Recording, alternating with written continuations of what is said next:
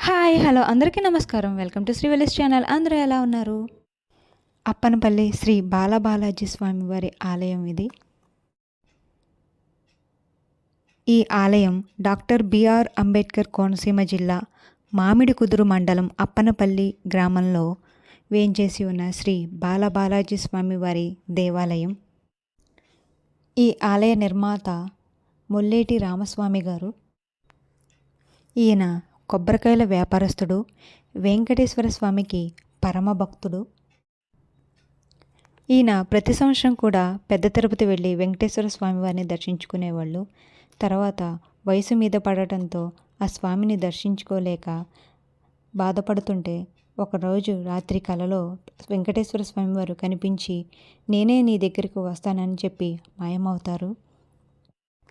ఆయన కొబ్బరికాయల వ్యాపారం చేస్తుండగా ఒకరోజు కొబ్బరి రాసులో ఒక కొబ్బరికాయలో శ్రీ వెంకటేశ్వర స్వామి వారి నామాలను కనుగొంటాడు. ఆ కొబ్బరికాయను ప్రతిష్ఠించి శ్రీ వెంకటేశ్వర స్వామి వారిని ఆరాధిస్తూ వచ్చేవాళ్ళు.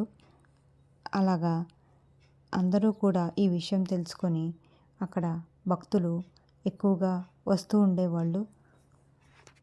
అప్పుడు రామస్వామి గారు 1970లో ఆలయాన్ని నిర్మించారు. ఈ ఆలయ ధ్వజస్తంభం కోసం రామస్వామి గారు కొంతమంది గ్రామస్తులు ఒక కొట్టబడిన చెట్టును కొనడానికి వెళ్ళినప్పుడు ధర విషయంలో రేటు కుదరక వెనుదిరిగి వచ్చేశారు. తర్వాత కొన్ని రోజులకు గోదావరి నదికి వరదలు వచ్చాయి. విచిత్రం ఏమిటంటే ఏదైతే బేరమాడారో ధ్వజస్తంభం కోసం ఆ చెట్టు అప్పనపల్లి తీరానికి చేరింది.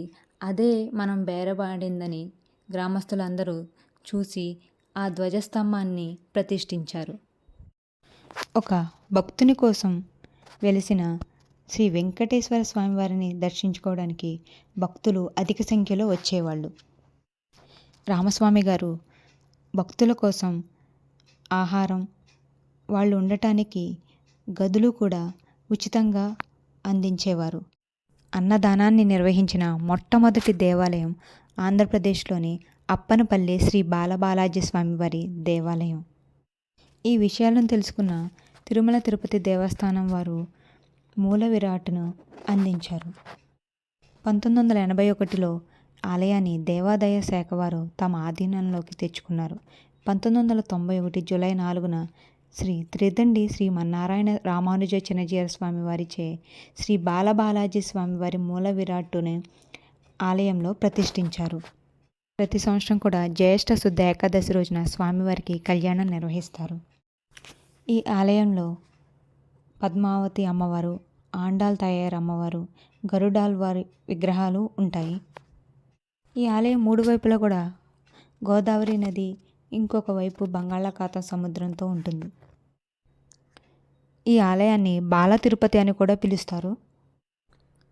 తిరుపతి మరియు పశ్చిమ గోదావరి జిల్లాలోని ద్వారకా తిరుమల చిన్న తిరుపతిగా ఎంత ప్రాముఖ్యత చెందాయో అదేవిధంగానే తూర్పుగోదావరి జిల్లాలోని అప్పనపల్లిలో బాలబాలాజీ దేవాలయం బాల తిరుపతిగా ఎంతో ప్రాముఖ్యతగాంచింది. పెద్ద తిరుపతి, చిన్న తిరుపతి లాగానే ఈ బాల తిరుపతిని చూడడానికి భక్తులు అనేక సంఖ్యలో వచ్చి దర్శనం చేసుకుంటూ ఉండేవాళ్ళు. పక్కనే శివాలయం కూడా ఉంది. ఇక్కడ స్నానాలు చేయడానికి గోదావరి నది కూడా ఉంది.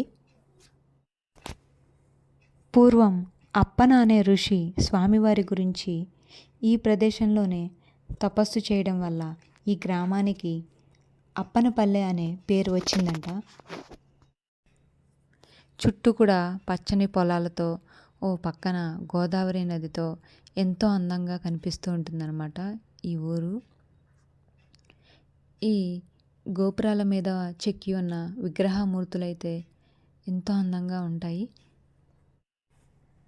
ఎంతో అందంగా చెక్కిన ఈ ఆలయ గోపురాలను చూడటానికి మనం పైకెక్కి చూడొచ్చు. లక్ష్మీదేవి కోసం వెతుక్కుంటూ భూమి మీదకు వచ్చిన విష్ణుమూర్తికి ఆవు ప్రతిరోజు కూడా పాలని ఆయనకి ఇవ్వటం, దానిని పశువుల కాపరి చూడటం, ఇదంతా కూడా చాలా అందంగా ఉంది. మనకి కళ్ళకు కట్టినట్లుగానే కనిపిస్తుంది. ఇది చూసేసరికి ఆ కథ అంతా ఒక్కసారిగా గుర్తొస్తుంది, వెంకటేశ్వర స్వామి వారి కథ. ఈ గోపురాల చుట్టూ కూడా సకల దేవతల మూర్తుల్ని మనం చూడొచ్చు. ఇక్కడ శ్రీకృష్ణుడు అర్జునుడికి గీతోపదేశం చేస్తున్న సన్నివేశం కూడా చూడొచ్చు మనం. ఈ గోపురం చుట్టూరు కూడా పురాణాల గురించి, అలాగే విష్ణుమూర్తి యొక్క అవతారాలు మనం చూడొచ్చు. ఈ ఆలయాన్ని తప్పకుండా మీరు కూడా దర్శించేయండి. ఓం నమో వెంకటేశాయ.